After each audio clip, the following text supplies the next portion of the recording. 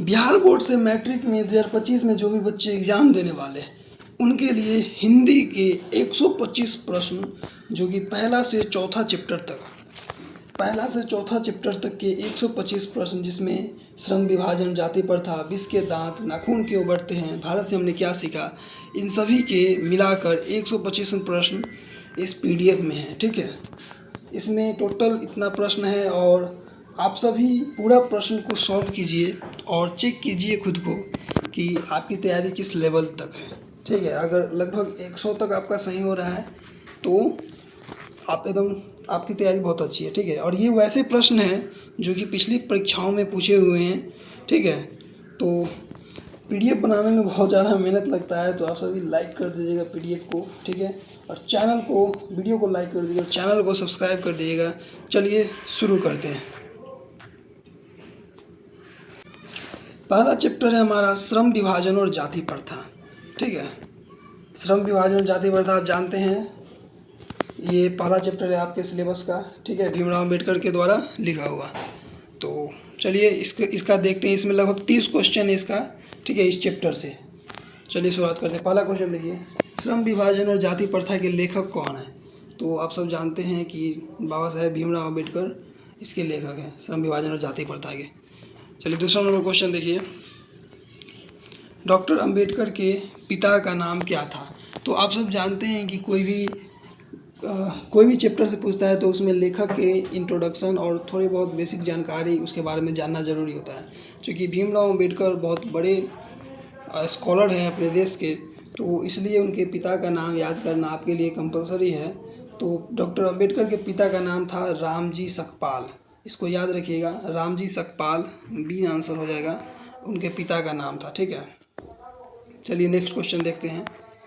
तीसरा number question है, आधुनिक सभ्य समाज कार्यकुशलता के लिए किसे आवश्यक मानता है?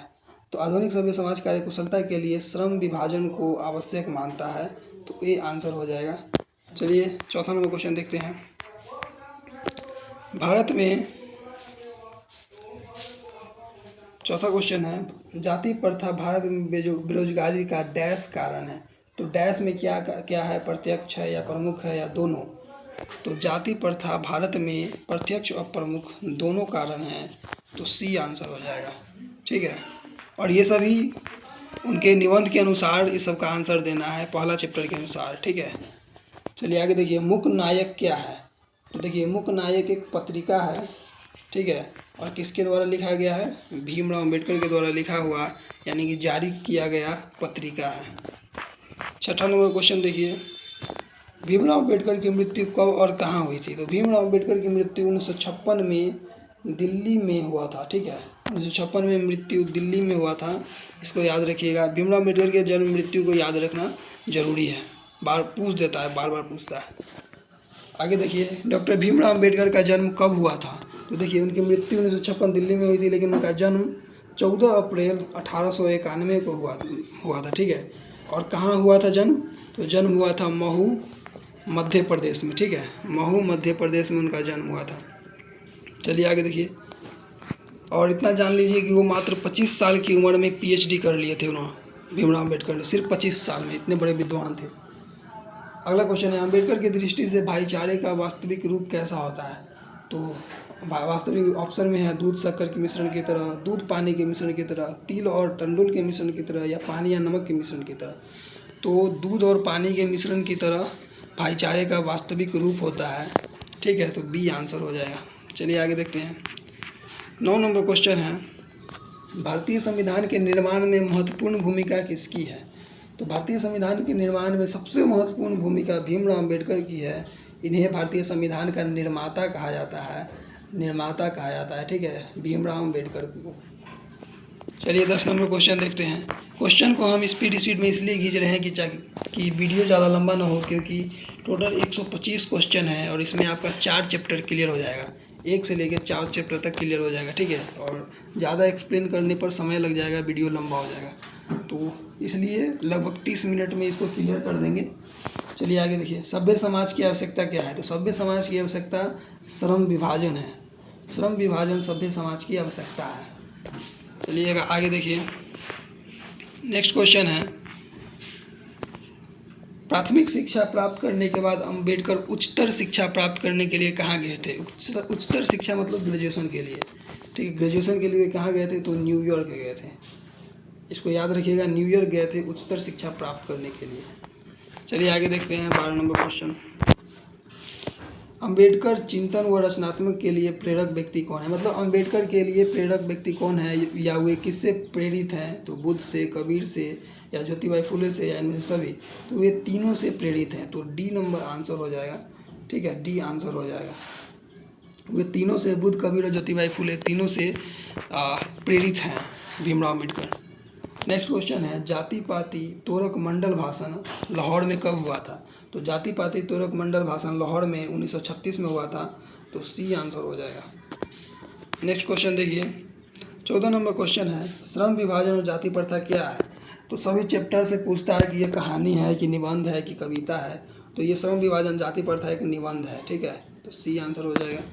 चलिए आगे देखिए 15 नंबर क्वेश्चन। 15 नंबर क्वेश्चन है, निम्नलिखित रचनाओं में से कौन रचना डॉक्टर अम्बेडकर की है?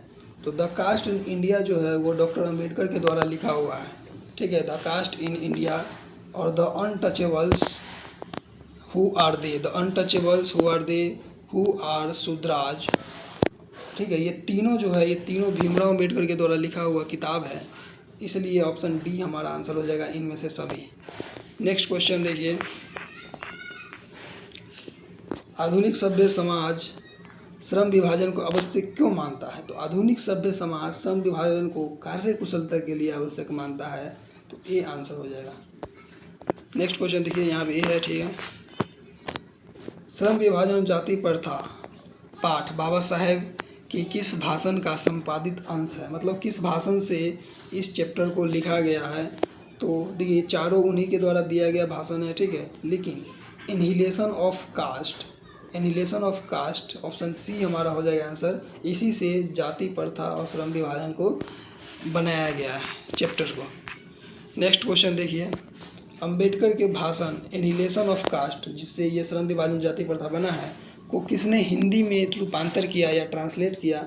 तो ललाई सिंह यादव ने यही एनिहिलेशन ऑफ कास्ट को ट्रांसलेट किया था हिंदी में, तो ए हो जाएगा ललाई सिंह यादव, ठीक है। नेक्स्ट क्वेश्चन देखिए, 19 नंबर क्वेश्चन है, अंबेडकर का जन्म किस परिवार में हुआ था? तो अंबेडकर का जन्म दलित परिवार में हुआ था, और ठीक है, इन्हें दलितों का भगवान भी कहा जाता है।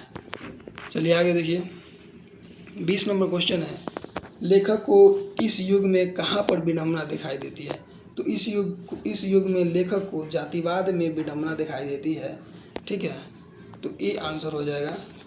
चलिए आगे देखते हैं 21 नंबर क्वेश्चन, डॉक्टर अंबेडकर के माता का नाम क्या था? तो डॉक्टर अंबेडकर के माता का नाम भीमा बाई था, तो डी आंसर हो जाएगा। उनके पिता का नाम रामजी था, ठीक है, और इनका माता का नाम भीमा बाई था। तो चलिए आगे देखते हैं 22 नंबर क्वेश्चन, डॉक्टर अंबेडकर ने पीएचडी की उपाधि कब धारण की? तो हम बता दिए थे कि उनका जन्म हुआ था 1891 में, और उन्होंने 25 साल की उम्र में मात्र 1916 में ही पीएचडी कर लिया था, तो सी आंसर हो जाएगा, ठीक है। इसको याद रखिएगा, उनका जन्म 1891 में 1916 में पीएचडी किया, और इसको याद रखिए 1916 में मात्र 25 साल की उम्र में ही पीएचडी क्लियर कर लिए थे, ठीक है। चलिए आगे देखिए, नेक्स्ट क्वेश्चन है, लेखक की दृष्टि से विडंबना की बात क्या है? तो लेखक की दृष्टि से विडंबना की बात क्या है? तो विडंबना की बात यही है कि आजकल भी जातिवाद के पुस्तकों की कमी नहीं है, तो ए आंसर हो जाएगा। 24 नंबर क्वेश्चन देखिए, लेखक की दृष्टि से आदर्श समाज कैसा होना चाहिए? तो आदर्श समाज जिसमें स्वतंत्रता, समता और भ्रातृत्व हो, ठीक है, तो ए हो जाएगा, स्वतंत्रता, समानता और भ्रातृत्व होना चाहिए आदर्श समाज में। 25 नंबर क्वेश्चन देखिए, लेखक बेरोजगारी का प्रमुख और प्रत्यक्ष कारण किसे मानते हैं? तो लेखक बेरोजगारी का प्रमुख और प्रत्यक्ष कारण जाति प्रथा को मानते हैं, तो सी आंसर हो जाएगा। चलिए 26 नंबर क्वेश्चन देखिए, सबको स्पीड में खींचेंगे चूँकि 125 क्वेश्चन कराने में 1-1.5 घंटा का समय लग जाएगा, लेकिन इस प्रकार से सिर्फ 30 से 35 मिनट में क्लियर हो जाएगा, ठीक है। चलिए आगे देखिए, 26 number, the caste in India their mechanism, तो इसके लेखक कौन है? तो Bhimrao Ambedkar. The caste in India and their mechanism, तो देखिए कास्ट से जितना भी किताब उताब लिखा हुआ है वो सब भीमराव अम्बेडकर के द्वारा लिखा हुआ है, जो आपकी परीक्षा में पूछेगा। ठीक है, आगे देखिए, आर्थिक पहलू से भी जाति प्रथा डैश है, मतलब आर्थिक पहलू से भी जाति प्रथा लाभदायक है कि हानिकारक है कि अनुकूल है, या इनमें से सभी। तो आर्थिक पहलू से भी जाति प्रथा हानिकारक है, तो बी आंसर हो जाएगा। चलिए आगे देखिए 28 number question. Doctor Bhimrao Ambedkar का जन्म कहाँ हुआ था? तो भीमराव अम्बेडकर का जन्म महू मध्य प्रदेश में हुआ था, तो ए आंसर हो जाएगा। ठीक है, उनकी मृत्यु कहाँ हुई थी? तो उनकी मृत्यु दिल्ली में हुई थी। चलिए 29 नंबर क्वेश्चन देखिए, डॉक्टर अम्बेडकर ने किस पत्रिका का संपादन किया था? तो उन्होंने बहिष्कृत भारत नामक पत्रिका का संपादन किया था, तो सी आंसर हो जाएगा। चलिए 30 नंबर, इस चैप्टर का लास्ट क्वेश्चन देखिए, फिर हम नेक्स्ट चैप्टर पे मूव करेंगे। भारतीय संविधान के निर्माता के रूप में किन्हें जाना जाता है? तो सब जानते हैं भीमराव अम्बेडकर को जाना जाता है, तो बी आंसर हो जाएगा हमारा। तो अभी फिर ये चैप्टर क्लियर हो गया है, और इसका भी बताना है कि इसमें से कितना सही हुआ है। ठीक है, और अब अगला चैप्टर को क्लियर करेंगे। चलिए देखते हैं, हमारा दूसरा चैप्टर है विष के दांत। ठीक है, ये सेकेंड चैप्टर है, और ये किसके, ये नलिन बिलोचन शर्मा के द्वारा लिखा हुआ चैप्टर है। ठीक है, वो भी बिहार के ही थे, और उनका जन्म पटना में हुआ था, इसको याद रखिएगा। विष के दांत, नलिन बिलोचन शर्मा। चलिए इसका क्वेश्चन देखते हैं, इसमें भी 30 क्वेश्चन। चलिए रेडी हो जाइए। पहला क्वेश्चन है, विष के दांत शीर्षक कहानी के कहानीकार कौन है? पर ये भी ध्यान रखिएगा कि ये कहानी है, इसके कहानीकार कौन है? तो इसके कहानीकार है नलिन बिलोचन शर्मा, डी आंसर हो जाएगा। चलिए नेक्स्ट क्वेश्चन देखिए। नेक्स्ट क्वेश्चन है, गिरधर लाल कौन था? गिरधर लाल मदन का पिता था। ठीक है, गिरधर लाल मदन का पिता था, इसको याद रखिएगा। और मदन ने ही कासू के कितने दांत तोड़े थे? ये क्वेश्चन आ ही गया। मदन ने कासू के कितने दांत तोड़े थे? तो मदन ने कासू के 2 दांत तोड़े थे। ठीक है, 2 दांत तोड़े थे मदन ने कासू के। अगला क्वेश्चन है, नलिन बिलोचन शर्मा के माता जी का नाम क्या था? तो नलिन बिलोचन शर्मा के माता जी का नाम, ऑप्शन में देखिए, पद्मावती शर्मा, कलावती शर्मा, रत्नावती या इंद्रावती। तो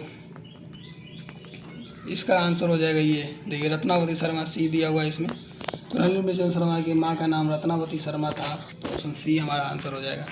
नेक्स्ट क्वेश्चन देखिए, नलिन बिलोचन शर्मा की कहानियों में किसके तत्व समग्रता से उभर कर है? मतलब इस नलिन बिलोचन शर्मा की कहानी में क्या ज़्यादा, किस चीज़ के बारे में ज़्यादा दिखाया गया है? तो मनोवैज्ञानिकता यानी कि साइकोलॉजी के बारे में ज़्यादा दिखाया गया है, तो बी आंसर हो जाएगा। ठीक है, बी आंसर हो जाएगा।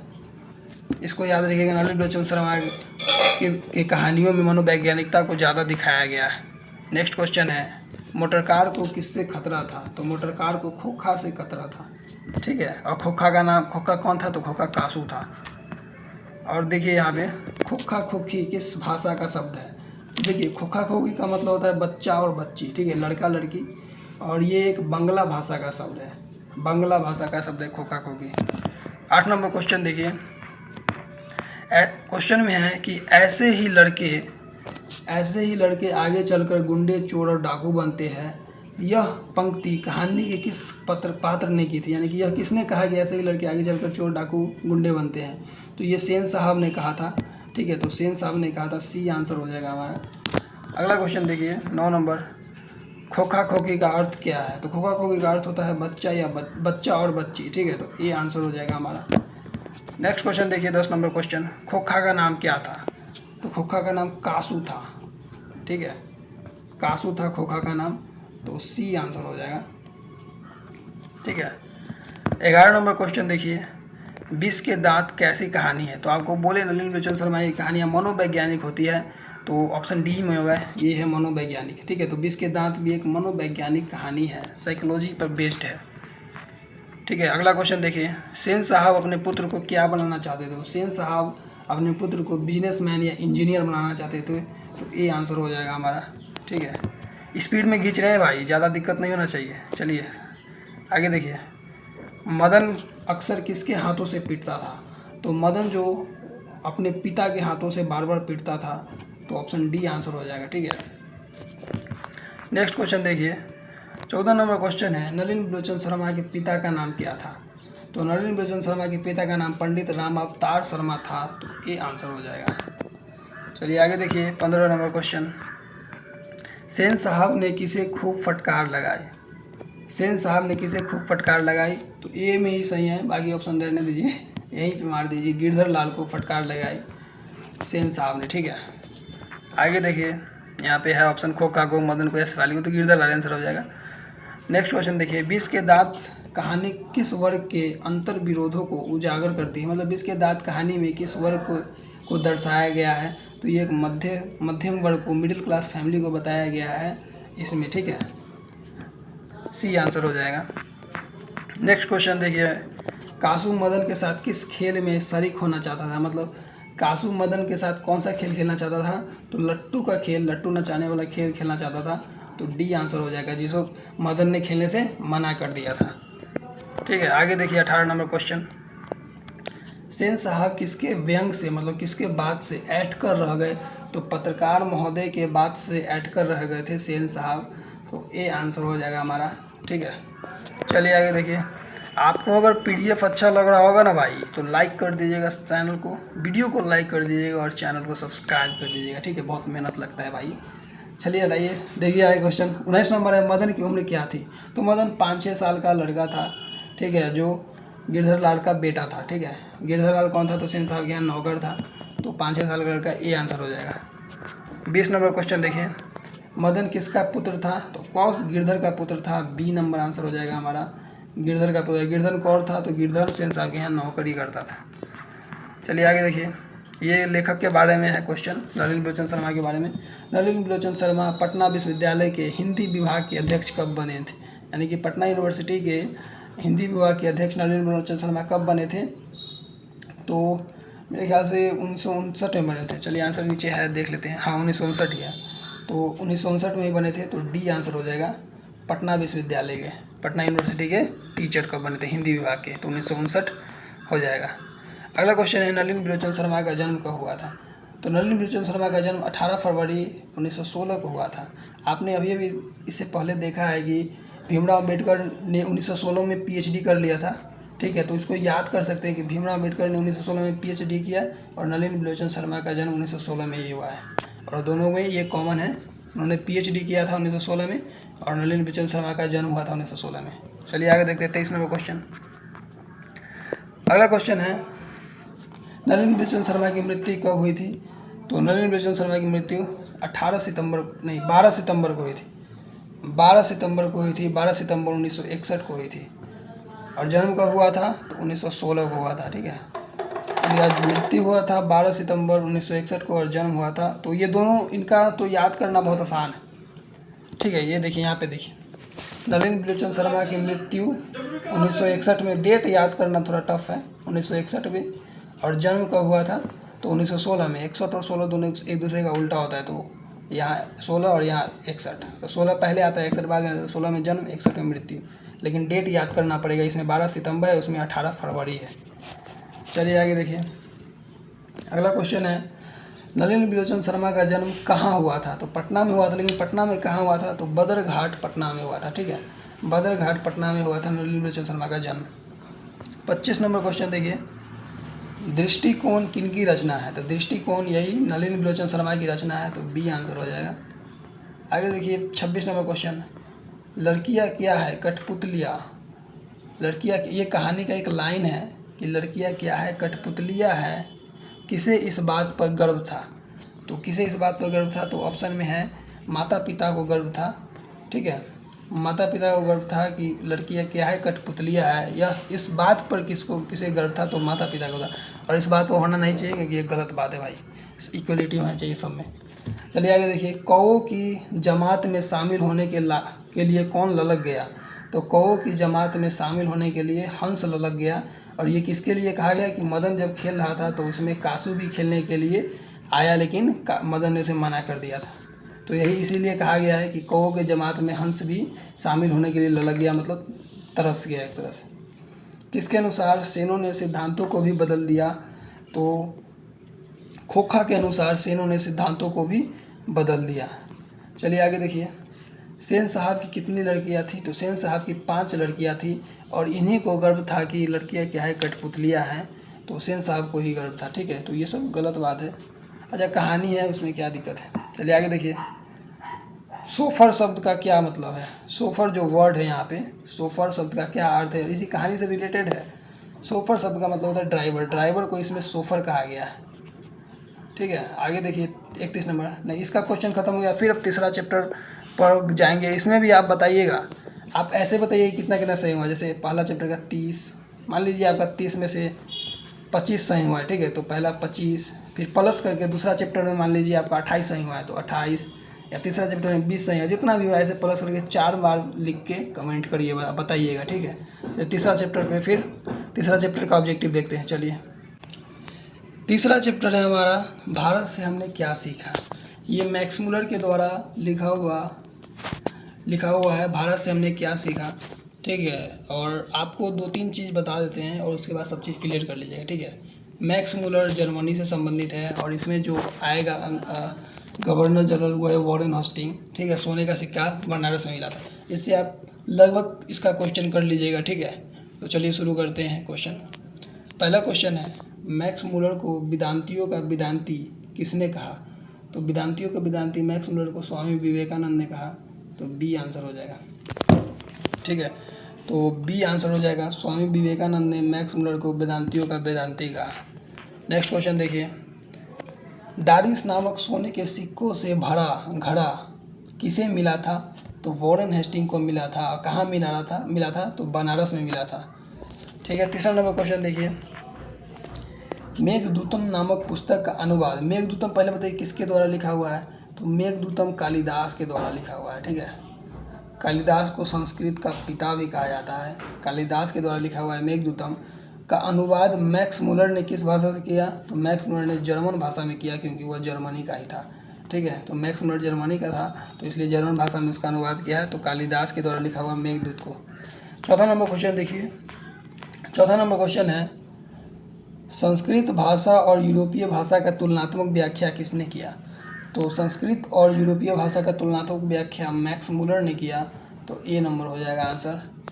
चलिए आगे देखते हैं। पाँचवा नंबर क्वेश्चन देखिए, कठ और केन उपनिषद का अनुवाद, यहाँ पे अनुवाद हो जाएगा। ठीक है, मैक्स मुलर ने किस भाषा में किया? तो कठ और केन, देखो मैक्स मुलर जर्मनी का था तो सब अनुवाद जर्मनी भाषा में ही करेगा। ठीक है, तो जर्मनी भाषा में किया, इसको याद रखिए। जर्मनी से था तो जर्मन भाषा में ही करेगा।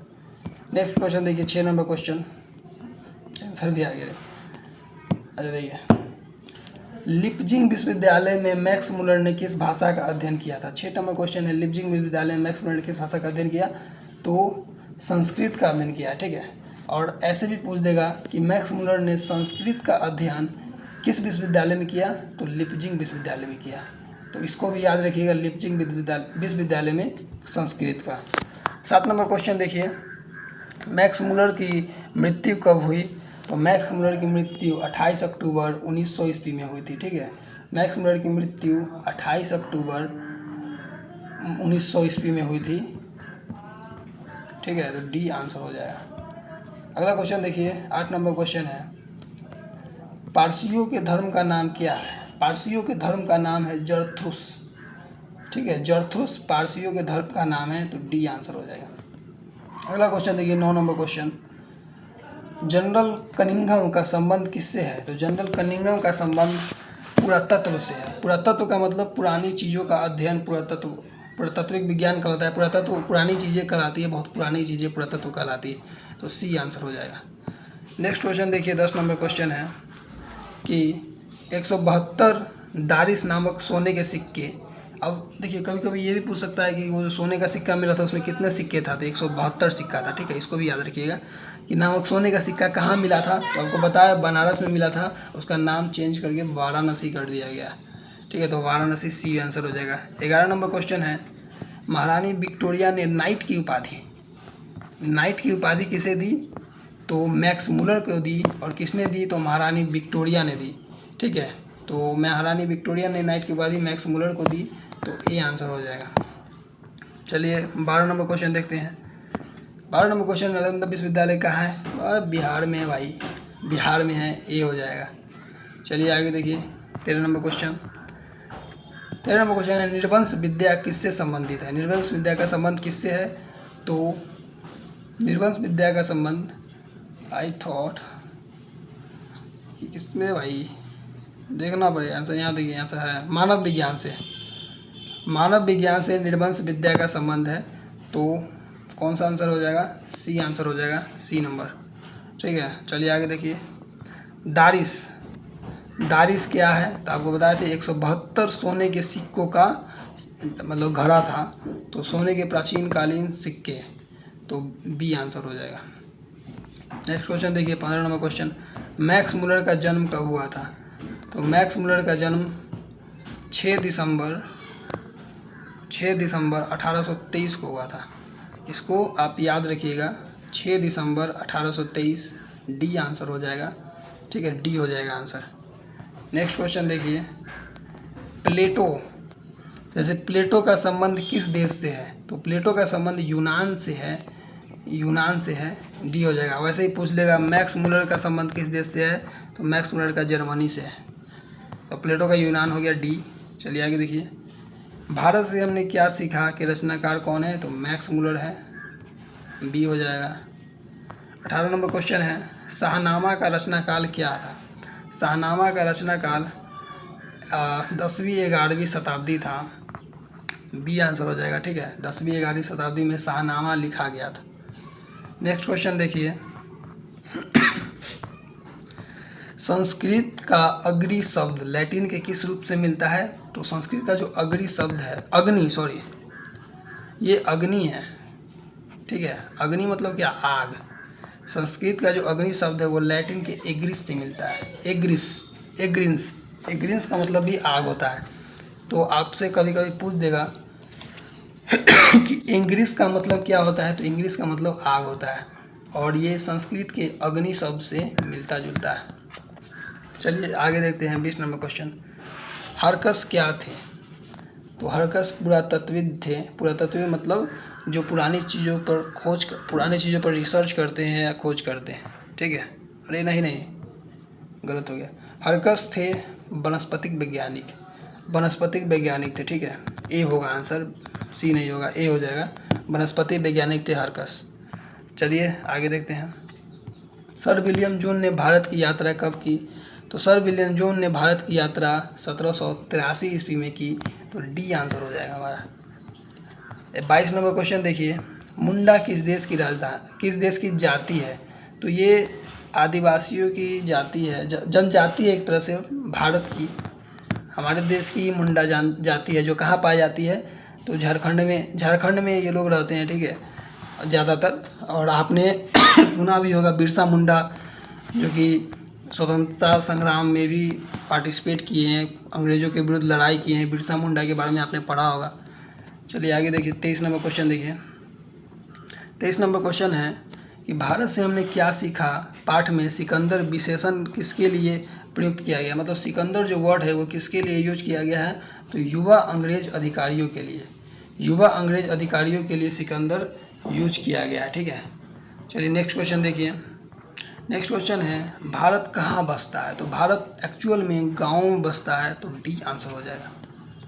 25 नंबर क्वेश्चन देखिए, मैक्स मुलर का जन्म कहाँ हुआ था? तो मैक्स मुलर का जन्म जर्मनी में हुआ था। आपको बताया था ये जर्मनी में जन्मे थे, और इन्होंने सभी चीज़ का ट्रांसलेशन किस में किया है?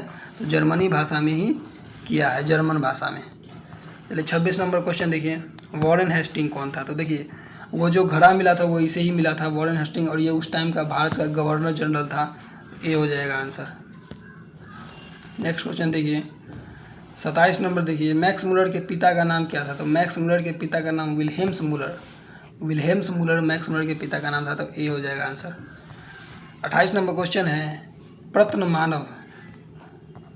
मानव किसके लिए यूज किया गया? यानी कि प्रत्न मानव का अर्थ क्या है? तो ये प्राचीन मानव के लिए यूज किया गया है, प्रत्न मानव, तो सी आंसर हो जाएगा। चलिए 29 नंबर क्वेश्चन देखिए, किसे वाराणसी के पास सोने के सिक्कों से भरा घड़ा मिला था? तो वॉरेन हेस्टिंग को मिला था, उस टाइम वो गवर्नर जनरल था। ठीक है, तो ए आंसर हो जाएगा वॉरेन हेस्टिंग को। 30 नंबर क्वेश्चन देखिए, किसके अध्ययन क्षेत्र में भारत के कारण नवजीवन का संचार हो चुका है? नवजीवन का संचार किस अध्ययन क्षेत्र से हुआ है भारत में? तो नीति कथा से हुआ है, तो बी आंसर हो जाएगा। ठीक है, नीति कथा से हुआ है। तो देखिए इसमें भी 30 क्वेश्चन क्लियर हो गया। पहला चैप्टर से 30, दूसरा चैप्टर से भी 30 और तीसरा चैप्टर से भी 30 हो गया। अब उसमें 36 क्वेश्चन है चौथा चैप्टर से, ठीक है, वो अब क्लियर करेंगे। आप सभी ज़रूर बताइएगा कि कितना हुआ, और लाइक कर दीजिएगा भाई, बहुत मेहनत लगता है PDF बनाने में, टाइप करने में बहुत समय लगता है। चलिए चौथा चैप्टर के ऑब्जेक्टिव को देखते हैं।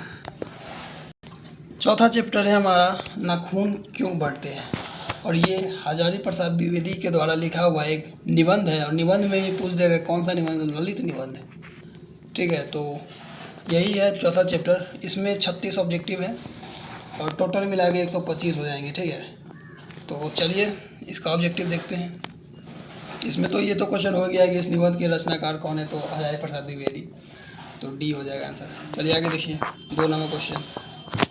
द्विवेदी जी ने निर्लज अपराधी किसे कहा है?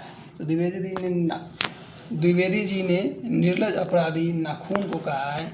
क्योंकि नाखून से रिलेटेड चैप्टर है तो इसमें नाखून ज़्यादातर आंसर होगा, तो ए आंसर हो जाएगा। चलिए तीसरा चैप्टर देखिए। कामसूत्र किसकी रचना है? तो कामसूत्र वात्स्यायन की रचना है। वात्स्यायन द्वारा कामसूत्र लिखा गया था, ठीक है। अगला क्वेश्चन है सिक्थक का अर्थ क्या होता है? तो सिक्थक का अर्थ मोम होता है, तो डी हो जाएगा आंसर। सिक्थक का अर्थ मोम होता है, ठीक है। 5 नंबर क्वेश्चन है महाभारत क्या है? तो महाभारत तो सब जानते हैं कि पुराण है। महाभारत क्या है? तो महाभारत पुराण है, तो डी आंसर हो जाएगा। नेक्स्ट क्वेश्चन देखिए। किस देश के लोग बड़े बड़े नख का मतलब होता है नाखून, ठीक है, नख का मतलब होता है नाखून। किस देश के लोग बड़े बड़े नाखून पसंद करते थे? तो जो गौड़ देश के लोग थे वो बड़े बड़े नाखून रखना पसंद करते थे। अगला यही है, बड़े नाखून तो हो गया। छोटे नाखून कौन रखना पसंद करते थे? तो छोटे नाखून दक्षिण आते हैं, यानी कि दक्षिण के जो लोग हैं, दक्षिण में रहने वाले जो लोग हैं, वो छोटे छोटे नाखून रखना पसंद करते थे, और बड़े बड़े गौड़ देश के रहने वाले लोग, ठीक है। नेक्स्ट 18 क्वेश्चन, 18 नंबर, कि हजारी प्रसाद द्विवेदी का जन्म कब हुआ था? तो इनका जन्म 1907 में हुआ था। 1907 में इनका जन्म हुआ था, ठीक है, हजारी प्रसाद द्विवेदी का। 9 नंबर क्वेश्चन है कि इनका जन्म कहाँ हुआ था? हजारी प्रसाद द्विवेदी का जन्म कहाँ हुआ था? तो बलिया उत्तर प्रदेश में हुआ था, तो सी आंसर हो जाएगा। बलिया उत्तर प्रदेश में इनका जन्म हुआ था। 10 नंबर क्वेश्चन है कि कौन मनुष्य का आदर्श नहीं बन सकती? तो बंदरिया मनुष्य का आदर्श नहीं बन सकती, तो बी आंसर हो जाएगा। 11 नंबर क्वेश्चन है देवताओं का राजा से किन्हें संबोधित किया गया? तो देवताओं का राजा इंद्र भगवान है, इंद्र को ही देवताओं का राजा कहा जाता है, तो सी आंसर हो जाएगा। 12 नंबर क्वेश्चन है नख किसका प्रतीक है? नख मतलब नाखून किसका प्रतीक है? तो नाखून पशुता का प्रतीक है, मतलब जानवरता का प्रतीक है। पशु का मतलब जानवर होता है, पशुता का मतलब जानवर का गुण होता है, तो ये मानवता का प्रतीक नहीं हो सकता, पशुता का प्रतीक है, तो बी आंसर हो जाएगा हमारा, बी, ठीक है। 13 नंबर क्वेश्चन देखिए। पृथ्वीराज रासो किनका संपादन है? तो ये जो पृथ्वीराज रासो है, रचना है, ये किनका संपादन है? तो हजारी प्रसाद द्विवेदी का ही हजारी प्रसाद द्विवेदी के द्वारा लिखा गया है, ठीक है। चलिए आगे देखिए।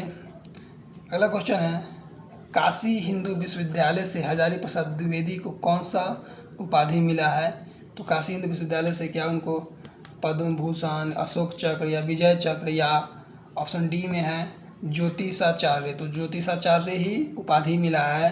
कहाँ से? तो काशी हिंदू विश्वविद्यालय से, ठीक है। अगला क्वेश्चन देखिए।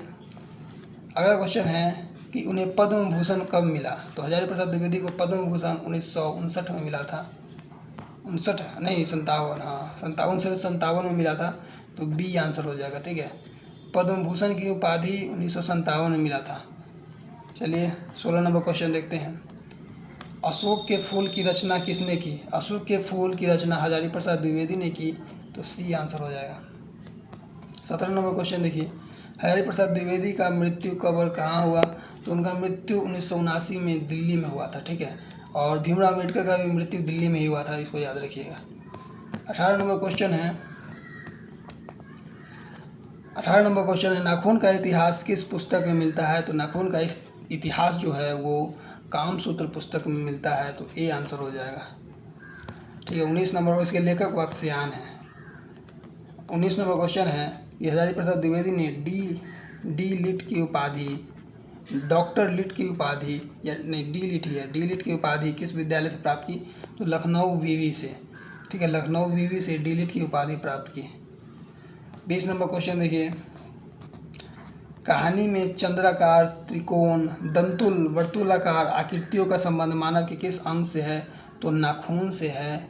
ए नंबर आंसर हो जाएगा। नाखून के ये नाखून जैसे काटने का तरीका, कोई कोई त्रिकोण नाखून रखता है, या कोई गोलाकार नाखून रखता है, कोई वर्तुलाकार ऐसे ही नाखून रखता है। ठीक है, तो नाखून का डिजाइन एक तरह से ये बताया गया है। अगला क्वेश्चन है कि अरे इसका ऑप्शन कहाँ गया भाई? अलकत्तक। अलकत्तक का अर्थ क्या होता है? अलकत्तक का अर्थ अलता होता है। ठीक है, अलता जो लगाती है महिलाएं, तो वो इसी का अर्थ होता है अलकत्तक का, अलता। तो डी में होगा, नहीं है बी में ही था, नहीं देखिए बी में है, अलकत्तक का अर्थ अलता। 22 नंबर क्वेश्चन देखिए, द्विवेदी जी को साहित्य अकादमी पुरस्कार किस रचना पर मिला था? तो उन्हें आलोक पर्व पर साहित्य अकादमी पुरस्कार मिला था। तो बी आंसर हो जाएगा। ठीक है, आलोक पर्व पर उन्हें साहित्य अकादमी पुरस्कार मिला था। अगला क्वेश्चन है, प्राचीन मानव का प्रमुख अस्त्र शस्त्र कौन सा था? तो प्राचीन मानव का प्रमुख अस्त्र शस्त्र नाखून था, क्योंकि उस टाइम गोली बंदूक नहीं बना हुआ था। 24 नंबर क्वेश्चन देखिए, आर्यों के पास क्या था? तो आर्यों के पास सब चीज़ था, लोहा, घोड़ा, मिट्टी का घर, इनमें से सभी। तो डी आंसर हो जाएगा, इनमें से सभी। ठीक है, 25 नंबर क्वेश्चन देखिए, 25 नंबर बहुत इम्पोर्टेंट क्वेश्चन है, मोस्ट VVI। ठीक है, क्यों? क्योंकि बहुत बार पूछा हुआ है कि किसने कहा था कि सब पुराने अच्छे नहीं होते और सब नए खराब नहीं होते? तो ये कालिदास महोदय ने कहा था। तो बी आंसर हो जाएगा, इसको जरूर याद कर लीजिएगा। अगला क्वेश्चन है, नगधर मनुष्य आज किस पर भरोसा कर रहा है? तो नगधर मनुष्य आज एटम बम पर भरोसा कर रहा है। जो नाखून के भरोसे रहता था, वो अब एटम बम के भरोसे रह रहा है। ठीक है, तो वही कहा गया है इसमें। 27 नंबर क्वेश्चन देखिए, मनुष्य की सहायता यही है कि वह सबके दुख सुख को सहानुभूति के साथ देखता है। यह तथ्य किसका है? मतलब ये किसने कहा था? तो ये गौतम बुद्ध ने कहा था। तो बी आंसर हो जाएगा। नेक्स्ट क्वेश्चन देखिए, 28 नंबर क्वेश्चन, नाखून क्यों बढ़ते हैं, इसके रचनाकार कौन है? इस निबंध के रचनाकार कौन है? तो द्विवेदी जी। कौन द्विवेदी? यहाँ पे शांति प्रिय द्विवेदी ये नहीं होगा, इसको याद रखिएगा। आचार्य हजारी प्रसाद द्विवेदी होगा। ठीक है, हजारी प्रसाद द्विवेदी ने साहित्य की किस विधा में लेखन नहीं किया है? तो उन्होंने कभी कहानी नहीं लिखा है, इसको याद रखिएगा। उन्होंने कहानी कभी नहीं लिखा है। तो सी आंसर हो जाएगा। 30 नंबर क्वेश्चन है, कौन सी रचना हजारी प्रसाद द्विवेदी की नहीं है? देखिए, अशोक के फूल, बाणभट्ट की आत्मकथा, हिंदी साहित्य का आदिकाल, ये सब उन्हीं के द्वारा रचित है। लेकिन बी जो है वो उनका नहीं है। तो बी आंसर हो जाएगा। और भी क्वेश्चन है, 36 वो इसमें क्वेश्चन है। ठीक है, इसको याद, 36 को 30 को नहीं है।